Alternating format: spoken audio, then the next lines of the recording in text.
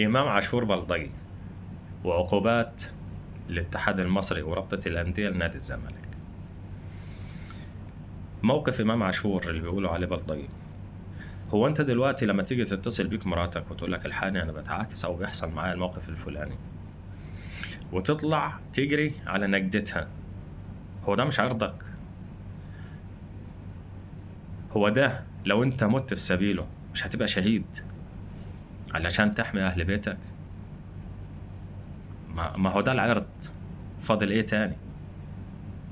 علشان تطلع تحمي أهل بيتك ويقولوا عليك بلطجي، فده معناه إن إحنا هنوصل لمرحلة مش عايز أطلع الكلمة من لساني.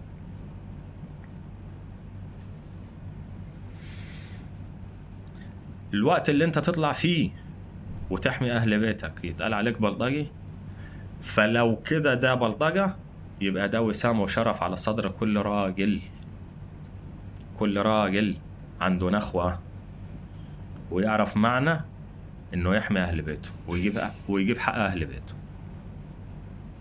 دي معناها لما يطلع يجري علشان يلحق مراته وقولوا له الناس اللي كانت موجودة مشيت، ويطلع يجري وراها علشان يلحقها، وأفراد الأمن واقفين ويقول لهم اتصلوا بالنجدة بكل ذوق وأدب أهو، اتصلوا بالنجدة. يعني الراجل لسه ما اتشكلش ولا عمل حاجة. كون إن انتوا عايزين تغطوا على حاجة، دي حاجة ترجع لكم انتوا. تخلوني أنا أتعصب وأتنرفز علشان حقي بطلب إن هو يجيني معرفش أجيبه بالعافية، فهي كده مش بلطجة، ده هي كده دي المرجلة. انتوا عايزين تحسبوها بلطجة خلوها بلطجة، بس هي دي المرجلة. وراجل من ظهر راجل يا إمام عاشور، ده اللي حصل مع إمام عاشور. عشان ما توصلوش المرحلة لطريق تاني واحنا عارفينه وانا مش عايز اتكلم عليه. اما بالنسبة بقى للعقوبات اللي طلعت على نادي الزمالك، بسم الله ما شاء الله، العقوبات اللي طلعت على نادي الزمالك عقوبات رادعة بمعنى كلمة رادعة. عارفين ايه؟ عقوبات من الاخر، اللي هو تمخض الجبل فولد بدت عصفور. والله العظيم زي ما بكلمكم كده. تعالوا نشوف العقوبات اللي طلعها على نادي الزمالك. 50,000 جنيه علشان الإساءة من الجمهور والكلام اللي قالوه الخارج. 25,000 جنيه للجهاز الإداري واللاعيبة اللي نزلت أرض الملعب برضه على نادي الزمالك. طيب عقوبة المدرب إن شاء الله كده إحالة للجنة الانضباط. دول الثلاث عقوبات اللي نزلوا على نادي الزمالك. طب تعالوا ناخدوهم واحدة واحدة. 50,000 جنيه وحرمان الجمهور اللي حضر المباراة إنه يحضر مباراتين جايين، ده بناء على إيه؟ 50,000 جنيه وعدم حضور الجمهور للمباراة اللي جاية واللي بعدها، ده بناء على إيه؟ دي العقوبة التانية بالنسبة لأي نادي يعمل نفس الحالة.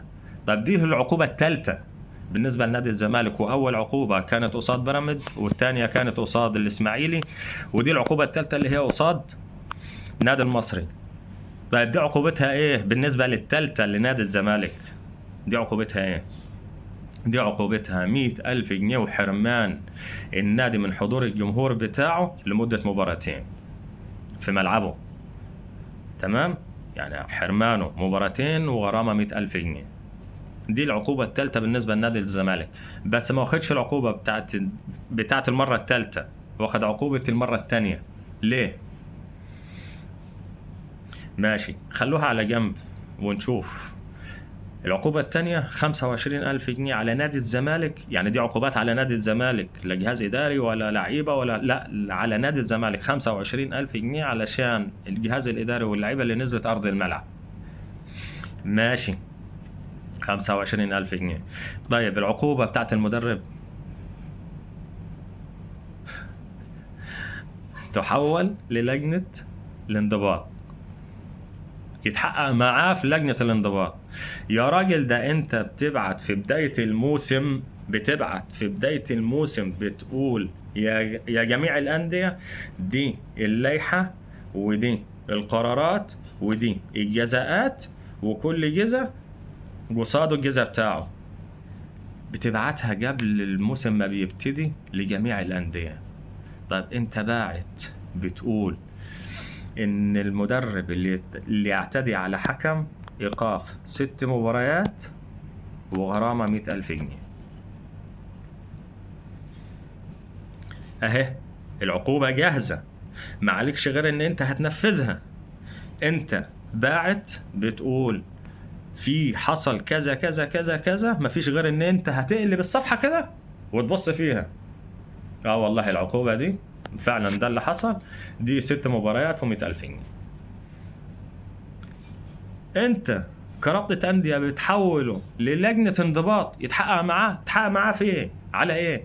ده صورة، ده فيديو لكاميرا الملعب وهي بتذيع المباراة، جايبه لك الموقف حصلان ايه، مش كاميرا فيديو ولا كاميرا موبايل زي اللي صورت كهربا واخد عليها 12 مباراة ايقاف و1,000,000 جنيه غرامة. كاميرا الفيديو بتاعت الملعب اللي بتصور المباراة اللي العالم كله شافها، وان الحكم بيتزق بيتضرب في صدره. يعني دي واضحة مش محتاجة تحقيق. يا بيه